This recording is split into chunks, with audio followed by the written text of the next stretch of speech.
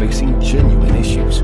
Brought to you by the hypnotherapist demanded by celebrities, CEOs, and even royalty, Adam Cox. These recordings took place live from Evans Clinic in London's world-famous Harley Street. So, get yourself comfortable and enjoy today's episode of The Hypnotist.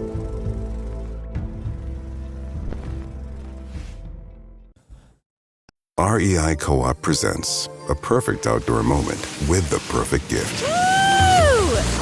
Picture this. You're ripping with your favorite person. Bluebird skies, blower powder, and frankly, you're skiing like legends. So sick. Another lap? Thanks to REI's curation, from lid to sticks, you nailed the gift. No way. How'd you know? Does it get more perfect than that? Give without guessing. Shop in store or visit rei.com. Adam here, and in this hypnosis session, it's all about releasing a compulsion or a regular habit of cocaine use. And I was working with a client that would find themselves using cocaine on their own or in certain social situations, and it wasn't doing what it used to do for them. It used to really give them a feeling of kind of elation and joy and real connection with other people, but it had stopped doing that. And it just felt that it had taken more than it was giving. It had a lot of pain, particularly around their nose. It was causing fatigue. It was causing them to feel guilt and shame.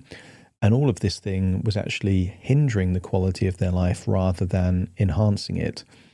Now, this particular client didn't want to have a future of no cocaine use. A lot of my clients that work with me do want to become completely abstinent. They don't want any relationship at all. This particular client just wanted to dramatically reduce the amount that they have. And as I was working with this client, it kind of dawned on me that it's very similar with the relationship with sugar that I used to have and the kind of relationship with sugar that I now have. I used to have a very kind of sweet tooth, and I would have lots of energy drinks and lots of sweets and candy and chocolates and confectionery. And really, it's ruined my teeth as a result of all of that in my teenage and 20s, having all of that sugar. Now I'm very discerning with how I have sugar. I'll have it on special occasions or maybe dessert after a nice meal, but I'm not having anywhere near the amount of sugar that I used to. It's still in my life, but I'm very discerning about when and how I have it. And this client wanted that kind of relationship, but with cocaine. They wanted it in very kind of sparse moments where they feel that it was worth it for them and their value system. And I appreciate some people would listen to this and say, like, you know, it should be no, never. And that's completely fine for any individual. I've never taken any recreational drug in my life, and I don't plan on doing that. But that's my value system. And as a therapist, I don't project my value system onto my clients. I respect their value system. And my job is to help my clients achieve what they want to do. And this particular client wanted to be very discerning with how they used it. And that's what this session is all about. It actually uses some elements of role models. They had a few people that they knew that used to be very hedonistic, have a lot of consumption of various drugs, and now didn't. So that was irrefutable evidence that change can happen, that it's possible to change that relationship. It also has a metaphor of being a goldfish in a bowl, seeing everyone else enjoying life and they can't. And there's a reframe here. So the bowl, rather than becoming the restriction of being not allowed to have certain substances, is being allowed to kind of have it but not wanting it. That's the discernment. And actually cocaine then becomes the bowl, because in many cases, people feel trapped by a habit or an addiction. There's lots going on in this session, but if you feel that maybe it isn't cocaine for you, maybe it's a different thing that you just want to reduce the amount of, you should get some value from this. But please be aware it was created for an individual. Many of the suggestions are highly specific to the client that I was working with. They may not quite be relevant for you, so just ignore any suggestions that aren't. Hone into the ones that are. And if you like the idea of working with me directly to get a bespoke session, there will be a link in the description where you can find out different ways of working with me. For now, though, find a quiet, comfortable place where you won't be disturbed, relax, and enjoy the session.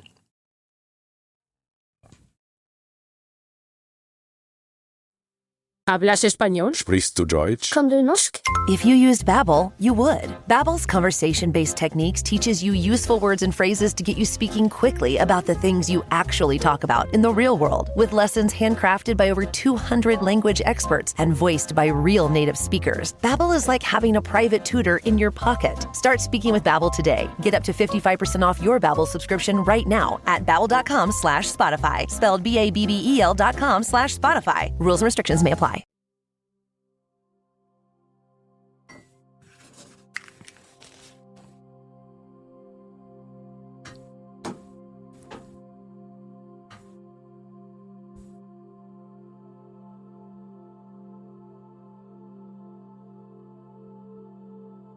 Take a deep breath in.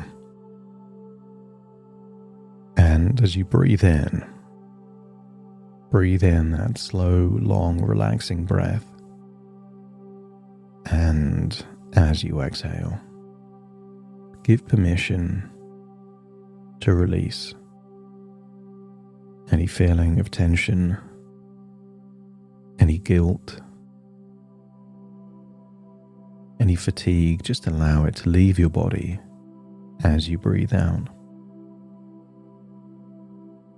Each breath giving you the ability to drift inward, enabling you to feel deeper and deeper relaxed, eyelids getting heavier, breathing slowing down. There is a place in your mind, perhaps deep, where change happens quicker. A place in your imagination. So as you breathe in and breathe out, just imagine your body starting to float. Floating up, and then you realize your body is where it was, but there is something else floating. You might think of it as your imagination, your intuition, or your subconscious. Something is floating. And I want you to imagine that part to float to a paradise reef. I want you to imagine crystal clear waters, sunshine. And I want you to imagine descending into the reef, surrounded by tropical fish. Now you might imagine yourself with a snorkel or a scuba mask, or maybe you imagine yourself as a fish. But I want you to imagine what it would feel like to see every other fish exploring the reef, and you can't. You are in a fishbowl, submerged in the water, seeing the vibrant activity of the reef, and yet you can't access it. And I want you to feel that in the past, you felt that in order to escape the fishbowl, you needed to do something or take something to be included. But I want you to imagine something else. I want you to imagine what it would be like if you were the most discerning fish in the reef. Because that fishbowl wasn't to prevent you from interacting with the other fish. It was to protect you from a part of yourself. And what if discernment can protect you more than the fishbowl ever could? I want you to imagine the fishbowl dissolves, and you can now interact with all the other fish there in the reef. Vibrant, colourful fish. Fish having fun. feeding,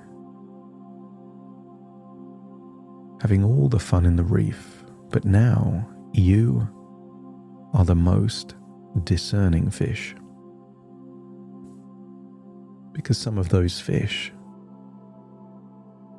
they are feeding on rotting fish or fish that have recently died. They are looking for food in the dirt. But I want you to imagine you are the most discerning fish. You are only interested in exceptional experiences. I want you to imagine raising your criteria for what it takes to be worthy of you. Real experiences, real emotions,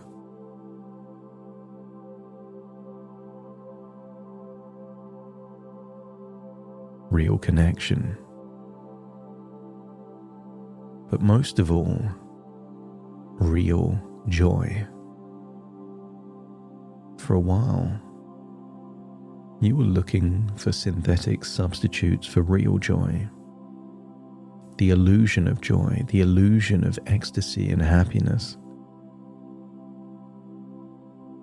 But many times, by consuming the illusion, you deprived yourself of the reality. And I want you to imagine swimming around the reef, seeing other fish doing things that you don't consider worthy of you anymore. No fear of missing out. No fear of losing an experience because your experience is different. And then I want you to imagine seeing a portal, almost like a glowing circle there in the reef. As you imagine leaving the reef and finding a staircase of smooth stone, the moment you pass through the portal, you're no longer a fish, you are you, but feeling just as discerning as that fish in the reef. 5, 4, 3, 2, 1, going through the portal, finding yourself at the top of a staircase made of smooth stone. And very soon I will count downwards from 10 to 1. And with each descending number, you will take a step down the staircase feeling deeper and deeper relaxed. That's it. Starting to count. 10. First step down the staircase. 9. Letting go of tension. 8. Relaxing the muscles in your face. 7. This is the step where you release the past. 6. Breathing calm into your body. 5. Halfway down now, feeling safe. 4. Deeper still. 3. Another step down the staircase, peaceful and grounded. 2. Almost there. And 1. I want you to imagine at the bottom of the staircase is the place within you where truth lives. So 1 and then 0, you're there in that place. And in this calm inner space, I want you to imagine a full-length mirror. And as you stare into the mirror, I want you to see someone that you know. Someone that used to be wild reckless, impulsive, chaotic. Someone who lived at full speed. But I want you to see them not as they were, but as they are now. You can see it in their eyes. A calm strength. A new level of discernment. Discernment is simply the line that separates things you're willing to do and not willing to do. Not through willpower, but simply through a realization that it doesn't serve you anymore. And as you raise your standards, discernment gets higher. And I want you to get a feeling of connection to that change.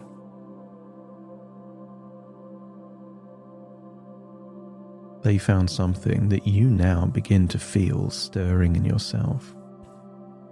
A quiet confidence, a deep sense that life is richer without that feeling of compulsion, that feeling of fatigue and guilt, that feeling of pain and disappointment. And as you observe them, part of your subconscious begins to wonder that maybe the universe put them there in front of you for a reason. That if they could change, maybe I can too. And you don't need to know how. And you don't need to know when. Only that something is clicking, or will soon click. And from that moment on, you just won't want it anymore. At least not in the same way. And I want you to imagine what a switch would look like there in your brain. It's clicked for something else. And what if it clicks for this new thing too? And you can begin to notice now how the mind once associated cocaine with excitement, pleasure, energy, the forbidden fruit. But I want you to look at it with new eyes. Knowing everything you now know, I want you to see the truth beneath the facade. Just like a person can come across in one way, but be really different underneath. I want you to imagine that cocaine can look appealing, exciting, pleasurable, but you know the real cocaine. It doesn't give joy, it steals it. It doesn't create confidence, it borrows it. And living and leaving the debt of guilt, shame, and exhaustion. And how many times did it promise more, but give back less? Every line took a little sparkle out of real moments. Moments that could have been fun, connected, alive, but instead become blurred, hollow, and forgettable. What if cocaine doesn't free you from the fishbowl, but imprisons you in it? And somewhere deep inside, your unconscious is now re-evaluating that it takes so much more to give you less value. The cost is simply too high, and not just money, but peace, self-respect, and real happiness. And if this realization turns from knowledge that you already know into discernment that you actually feel, let me know by nodding your head.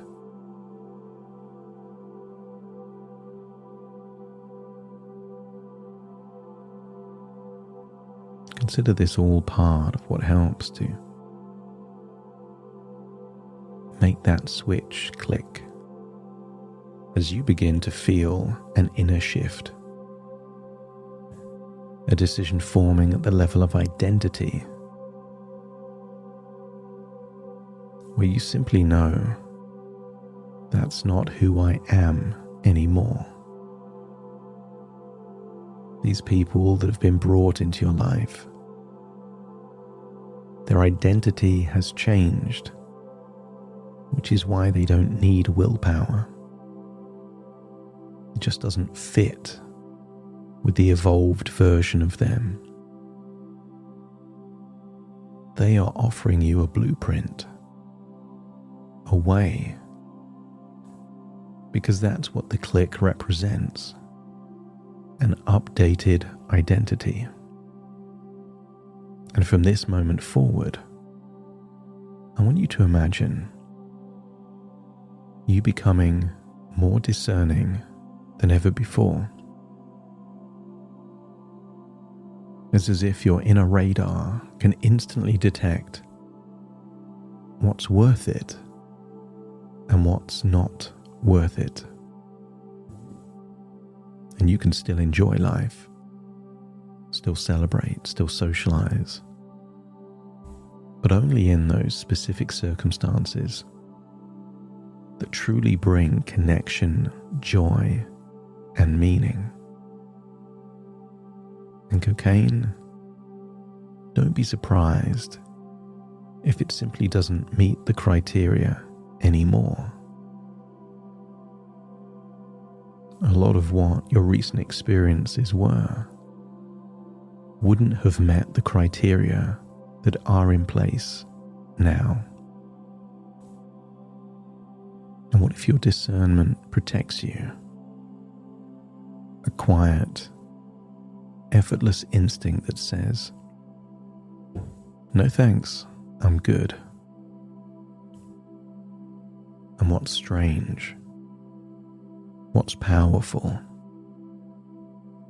is that it doesn't even feel like resistance. It feels like freedom. The switch has truly clicked when you don't need to fight, don't need to struggle, don't need to use willpower. You simply don't want it. And I want you to imagine going back to that mirror and now seeing you in the future. Perhaps 6 months or a year from now, living that life of discernment where your consumption is a tiny percentage of what it once was. That could be negligible, or it could be only in very certain situations. And I want you to imagine stepping through the mirror into the shoes of that future version of you. And I want you to imagine yourself in the very circumstances and situations that you used to use frequently. But now, through this discerning version of you, it no longer meets your criteria. It becomes easy for you to say, "No thanks." It becomes easy for you to just leave an environment, a situation that isn't giving you joy. It becomes easy to delete certain numbers from your phone that used to be a gateway to accessing. And there is no fear in deleting or blocking those numbers because You don't want it anymore. But I want you to notice in this future how much more pride you have, energy you have, exercising, working out, playing more sport, having more real joy from real social interactions. The substance was stealing your joy, not giving it. And sometimes you have to escape that to realize it was always the fishbowl and never the reef. Breathing in discipline, wisdom, discernment, and stability, and breathing out old cravings, old patterns, old parts of an identity that just doesn't fit anymore.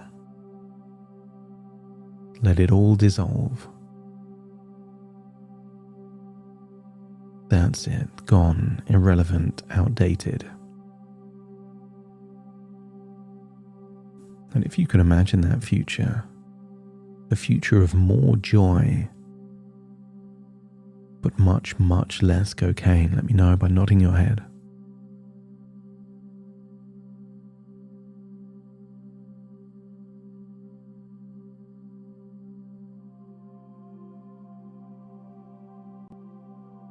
I want you to get a feeling.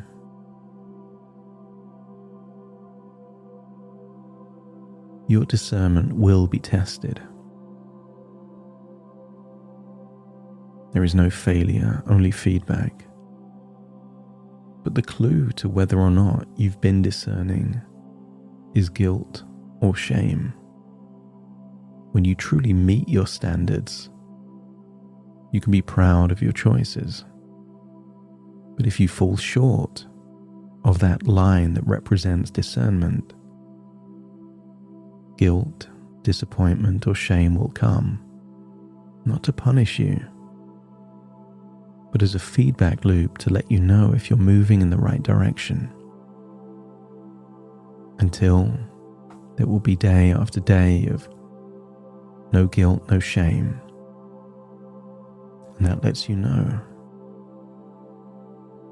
that you're operating in this new identity with that new level of discernment. And there will be physical clues. Less pain around your nose. Sleeping better. Eating better.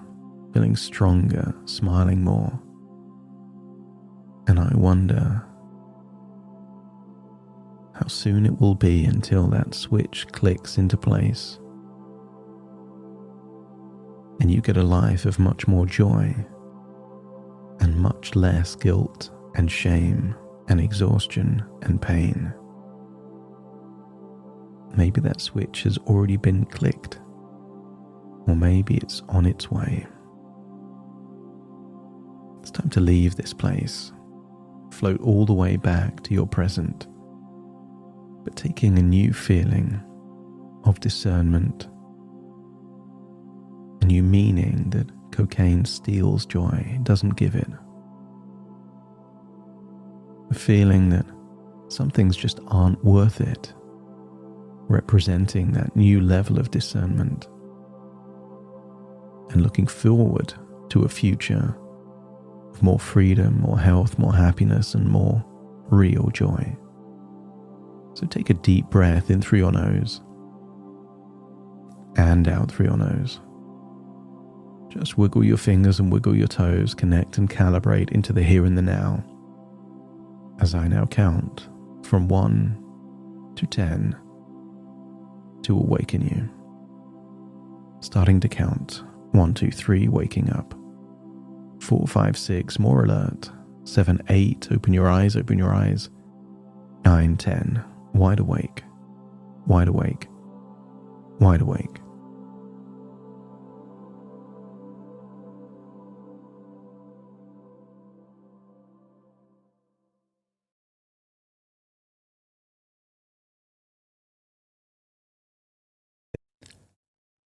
Thank you so much for joining me on today's episode of The Hypnotist.